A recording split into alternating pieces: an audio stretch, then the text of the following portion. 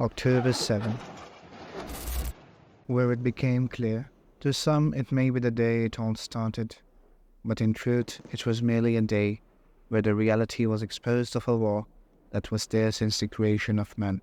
The war between the good and bad, the war between Satan and humanity. In this video, I'll walk you through a history of events by which it will become clear to you who is the enemy and who is the innocent.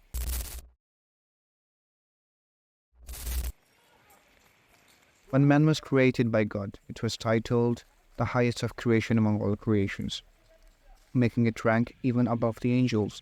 But there was an impostor who could not accept it out of jealousy, and he went against God's will to accept a human above him and was exiled from the ranks he was given, and was cursed. That impostor is what we know as Satan.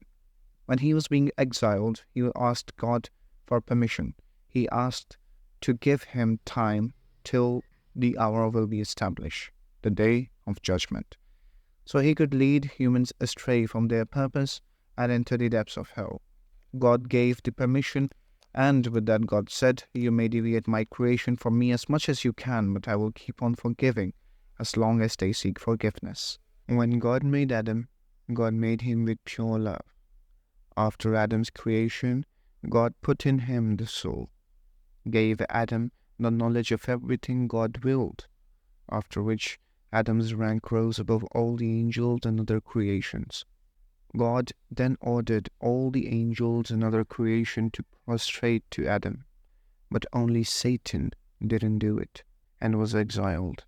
God then bestowed his mercy upon Adam, and out of love he gave him heaven, a place no eye has ever seen, a place no heart has ever perceived. Adam was allowed everything there except the forbidden fruit.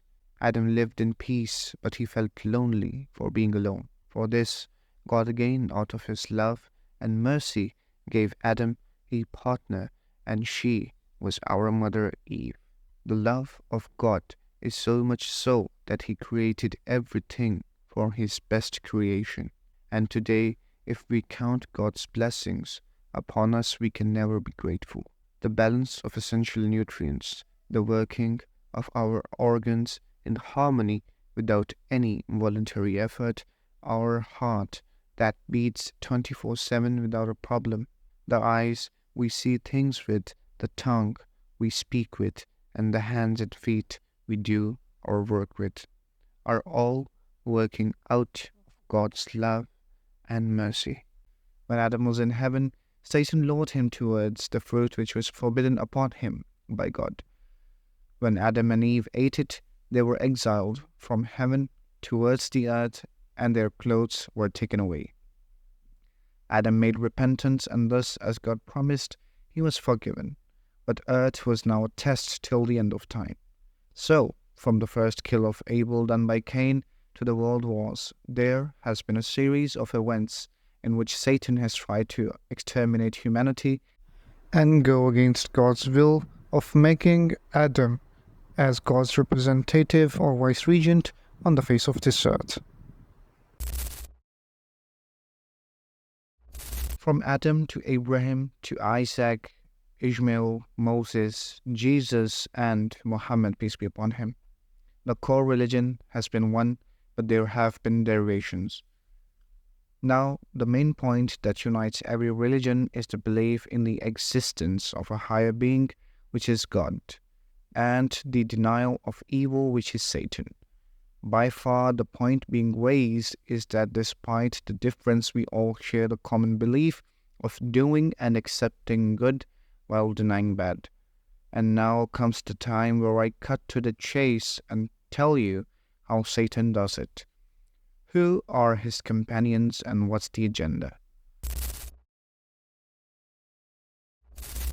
The forces of evil have existed for a long time, but we'll keep it to the point of October 7 and identify the culprits behind it.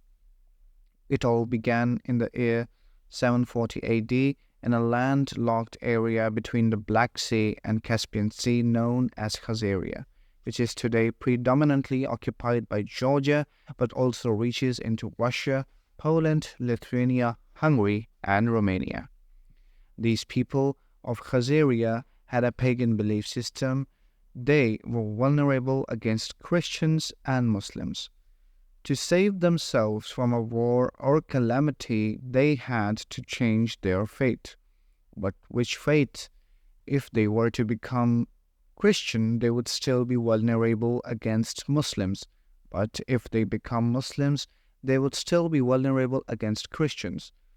But there was one fate, one religion which could save them from both vulnerabilities, and it was Judaism. As Jews had good trades and relations with both Muslims and Christians, the king of Khazaria, King Bulan, forced his nation to convert to Judaism even though they weren't incidentally Jews.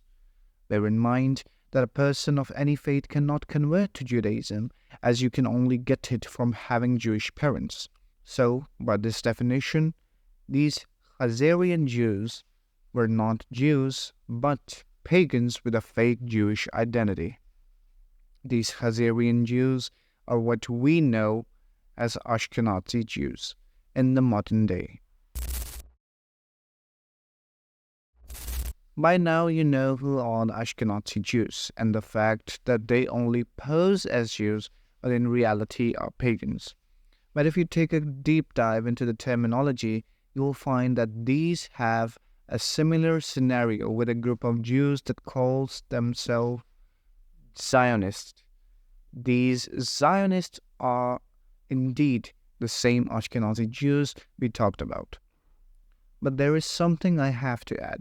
Zionists are not only Jews, but are found in almost every religion. Proof of it are the evangelical Christians and the Ismaili sect in Muslims. All these Zionists show support for a homeland in Palestine and have nothing but cruelty against the Palestinian people, regardless of religion, with clips showing the extreme torture of the Orthodox Jews and the killings of Palestinian Christians and Muslims. Jews, Muslims, and Christians have lived in harmony for centuries in Palestine. But only after the arrival of these so-called Jews in Palestine, the problem started, and the rest is history. By far, everything that has been discussed raises a question: what is the agenda behind all this? What is that these people want? Well, a short answer to this is simple. They want everything for themselves. In the Talmud, the book of Jewish teachings, it's mentioned that only Jews are humans, the pure race, while every other human on this planet are merely animals in human form, and as in nature, the animals are to serve humans, these lowly humans should serve them. With this theology, the Zionists want absolute control over every asset the world has to offer, and in addition, either exterminate all other humans or just make slaves out of them. Sound familiar? This theology is exactly what resonates with Satanism, as he doesn't accept humans above him but considers us to be lowly and inferior to him, as he is jealous of humans, for we were the chosen and the highest creation of God, but he was exiled. Proof of these agendas can be found in history and many more scenarios, but to highlight, I will only present to you the commandments written on the Georgian stones in the Georgia state of USA. The inscription read, "Maintain humanity under 500 million in perpetual balance with nature, guide reproduction wisely, improving fitness and diversity, unite humanity with a living new language, rule, passion, faith, traditions, and all things with tempered reason, protect people and nations with fair laws and just courts. Let all nations rule internally, resolving external disputes in a world court. Avoid petty laws and useless officials. Balance personal rights with social duties. Prize truth, beauty, love. Seek harmony with the infinite. Be not a cancer on the earth. Leave room for nature. Leave room for nature. These commandments are not friendly towards humanity. On the face, it may seem as if it's logical, but if you truly look at nature and the assets this earth has to offer, we do not need to decrease the global population to 500 million. This is openly inviting towards the mass extermination of humanity and leaving everything else to these 500 million. Avoid petty laws and unite humanity with a new language? It seems more like getting rid of every diversity in religions to language to culture and everything else while maintaining a unique code of life. This is just one example. To highlight the control of assets, here are a few organizations: BlackRock, Vanguard, the IMF, World Bank, United Nations, and many more. These people have their pawns everywhere, from finances to the military to healthcare and every religion. These people have under their control most of our world leaders, but there is still one thing that they do not have control over, and that is you.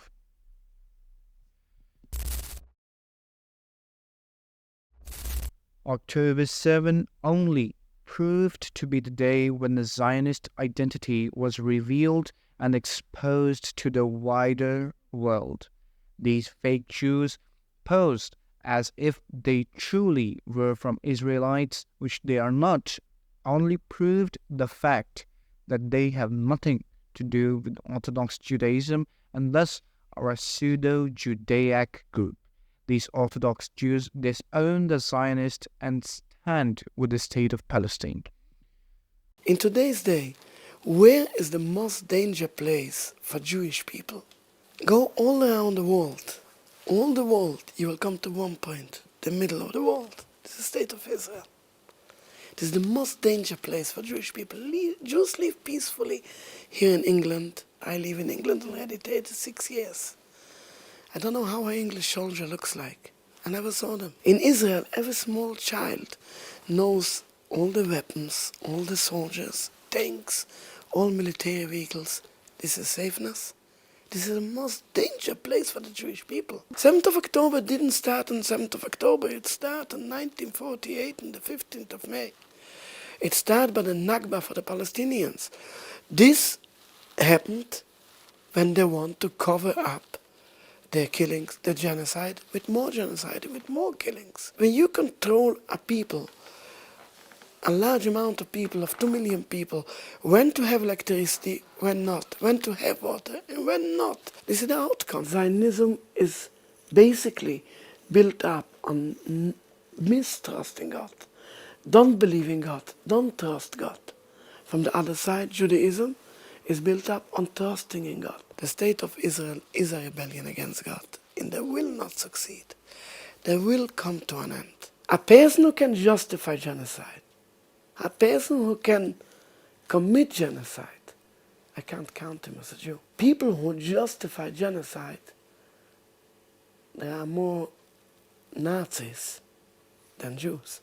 To conclude what has been said so far, whether Zionist, evangelist, or Ismaili, these people are crypto-Satanists who only pose to be of the Abrahamic faith, while in reality are the followers of Satan and Satan's ideology of mass human extermination.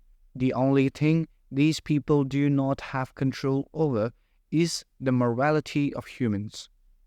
These people are killing humans regardless of faith, proof of which is Gaza, where the Zionist IDF soldiers tortured Muslims to Christians, and in Tel Aviv they even tortured the Orthodox Jews.